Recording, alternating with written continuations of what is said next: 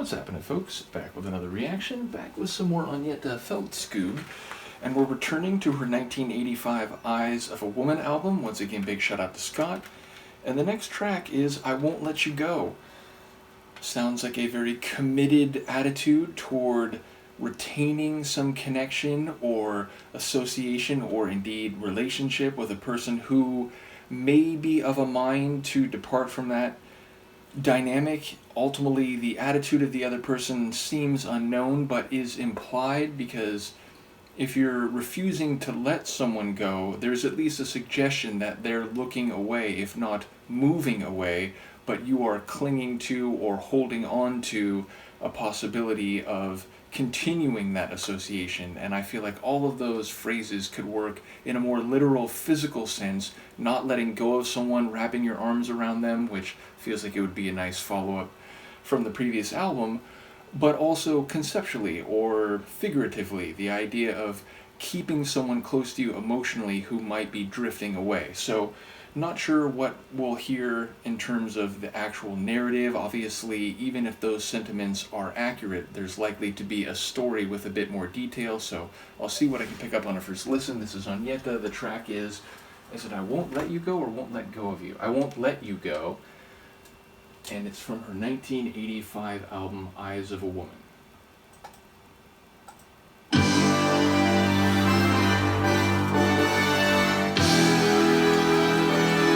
Grand orchestra, or organ, sorry.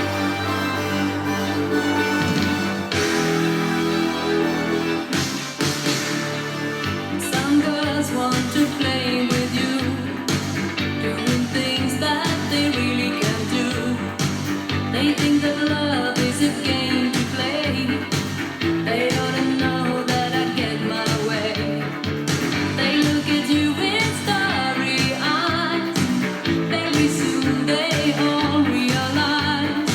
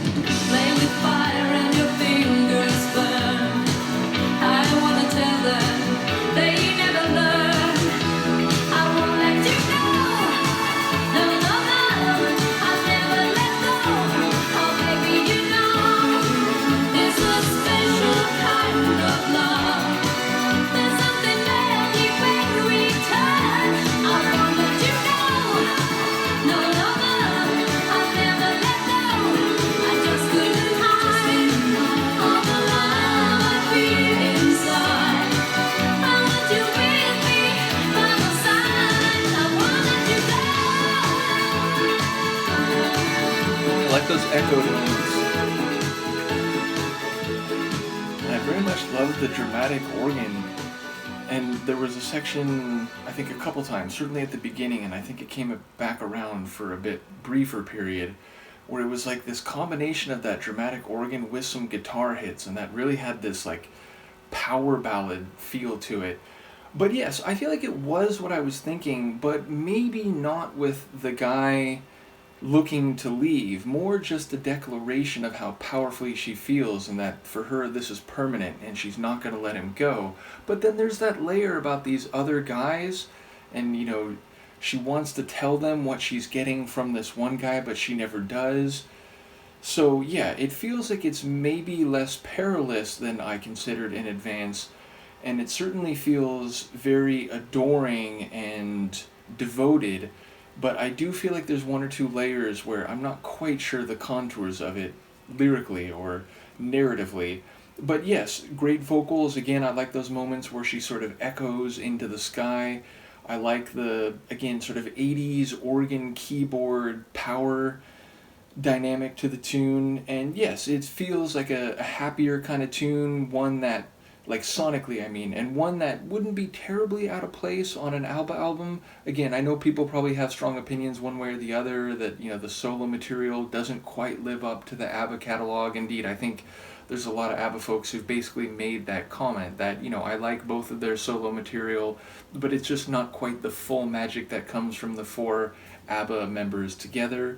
And while I do, you know, concede that, even though I'm doing it from a point of view of like a general understanding, not having heard the full solo catalogs of either of the ladies, but yes, I do enjoy the ABBA-like feeling of this one. And I wanted to give a shout out to Robert. He has actually shared some material from Benny and Bjorn, so at some point we'll go through them. I am trying to, you know, make sure I manage this side of the post-ABBA journey or deep dives. So, but at some point we do have that material and I will begin to go through it. So looking forward to that. Once again, shout out to Scott for sending me this album. And I feel like there's like a line in there that I'm not remembering in the moment, but there was something I wanted to say about it. And I was hoping by the time that I got to this point it would have come back to me. But if I can remember by the time I'm writing the video description, I'll include it there. Surely it'll occur to me at some point, and if it's after I post the video, then I'll try to pin a comment and say, oh right, I wanted to comment on this line because of XYZ. But in the moment, it's just not coming back, so apologies. But let me know what you think of the tune, and I will see you next time. Peace.